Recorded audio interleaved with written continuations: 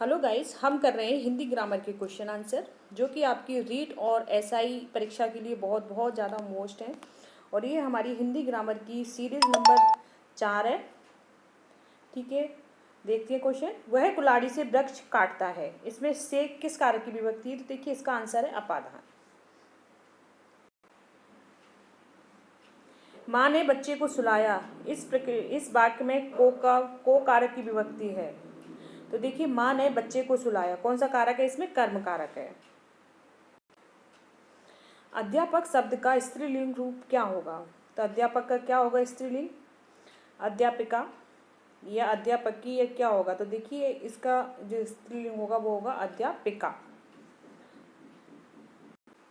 नायक शब्द का स्त्रीलिंग होगा, तो देखिए नायक का क्या होगा? नायिका, नायिका। ठीक है। महाशय शब्द का स्त्रीलिंग होगा, तो देखिए महाशय का क्या होगा? और इसमें आप थोड़े कंफ्यूज हो सकते हो कि महाशय का महाशनी या महाशयी या महासाया या क्या होगा? तो देखिए इसका महाशय शब्द का स्त्रीलिंग होता है महासाया। नेता शब्द का स्त्रीलिंग क्या होगा? देखिए नेता का क्या होता है? नेत्री। नेता का क्या होगा? नेत्री। दाता शब्द का स्त्रीलिंग रूप क्या होगा? तो देखिए दाता का होता है दात्री। तो दाता का क्या होगा? दात्री, लेकिन इसमें दात्री गलत लिखा हुआ है, दात्री ऐसे होगा। ठीक है, तो दाता का स्त्रीलिंग क्या होता है? दात्री। इंद्र शब्द का स्त्रीलिंग रूप क्या है? इंद्रा, इंद्राणी, इंद्रानी या इंद्राणी? तो देखिए इंद्र का स्त्रीलिंग होता है इंद्राणी।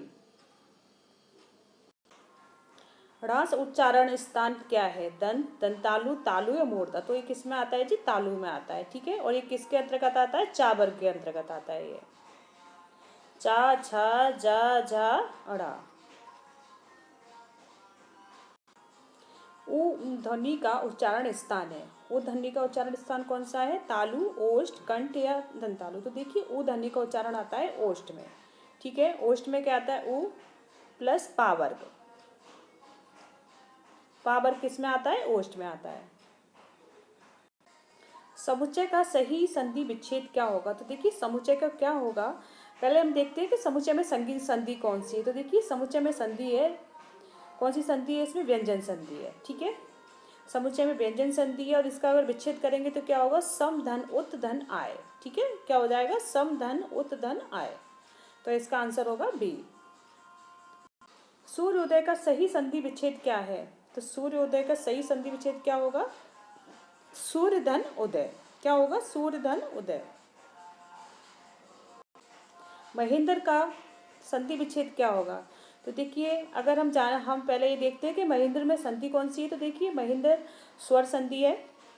ठीक है, अब स्वर संधि में भी कौन सी संधि है? तो देखिए मैंने आपको स्वर संधि की सारी ट्रिक बताई है, चाहे वो स्वर हो, वृद्धि हो, दी स्वर के अंतर्गत वृद्धि हो, दीर्घ हो, ठीक है ना, अयादि संधि हो, सबकी ट्रिक आपको ऐसे बताई है कि आप संधि को देखते ही तुरंत पहचान लोगे कि इसमें कौन सी संधि है। तो मैंने आपको बताया था ए और ओ की मात्रा वाले किस में आते हैं? गुण संधि में। ठीक है, तो महेंद्र में कौन सी संधि होगी? महाधन इंद्र, क्योंकि आ प्लस ई बराबर क्या हो जाता है? ए।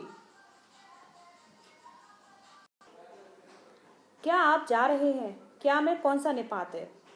देखिए क्या में कौन सा निपात है? तो क्या आप जा रहे हो, जैसे कि क्वेश्चन मार्क है, तो कौन सा आएगा इसमें? प्रश्नबोधक निपात आएगा इसमें। मैं यह भी जानता हूँ, इस वाक्य में भी में कौन सा निपात होगा? तो देखिए मैं भी यह जानता हूँ, इसमें कौन सा भी में कौन सा निपात होगा? तो इसमें आएगा बलदायक निपात, क्योंकि इसमें क्या है? मैं भी पे क्या दिया जा रहा है? बल दिया जा रहा है। ठीक है ना, तो कौन सा आएगा? बलदायक निपात आएगा इसमें। झूठ मत बोलो, इस वाक्य में मत कौन सा निपात है?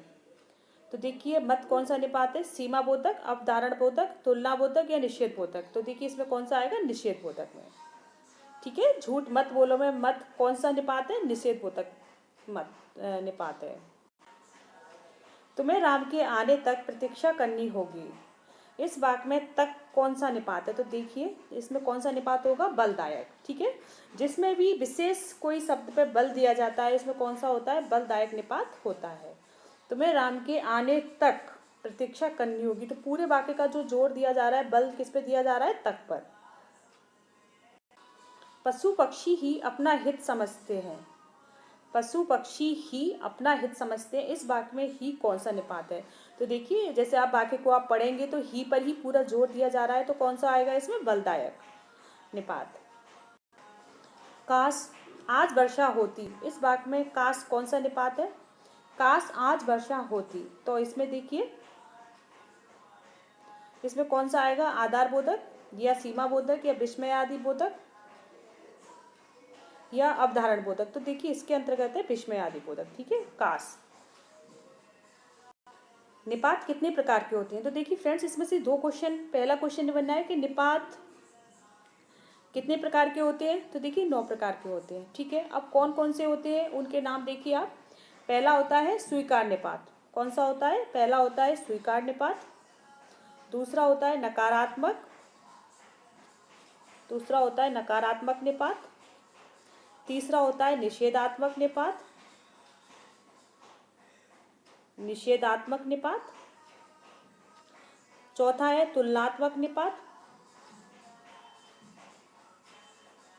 तुलनात्मक निपात हो गया चौथा। और पांचवा होगा विस्मयार्थक निपात। और छठवां होगा बलार्थ या परिसीमित निपात। ठीक है। और सातवां होता है अवधारण बोधक निपात। और आठवां हो गया आदर्श सूचक निपात। तो देखिए 8 और 9वां निपात होगा अपना प्रश्नबोधक निपात। ठीक है। तो 9 निपात हो गए। कितने हो गए निपात? कितने प्रकार के हैं? 9 प्रकार के हैं। और उनके नाम एक बार फिर देख लेते हैं हम। स्वीकारात्मक निपात, स्वीकारात्मक निपात, नकारात्मक निपात, निषेधात्मक निपात, तुलनात्मक निपात,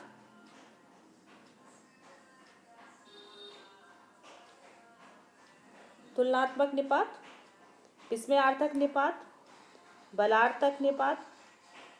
बलार्थक निपात जिसे कि परिसीमित निपात के नाम से भी जानते हैं। सातवां है अवधारण बोधक निपात। आठवां है आदर्शसूचक निपात। और 9वां है प्रश्नवाचक निपात। ठीक है। तो फ्रेंड्स, अगर आपको मेरी वीडियो पसंद आई हो तो प्लीज़ चैनल को लाइक ज़रूर करें और कमेंट करके बताएं कि आपको कैसी लगी और आपकी तैयारी कैसी चल रही है।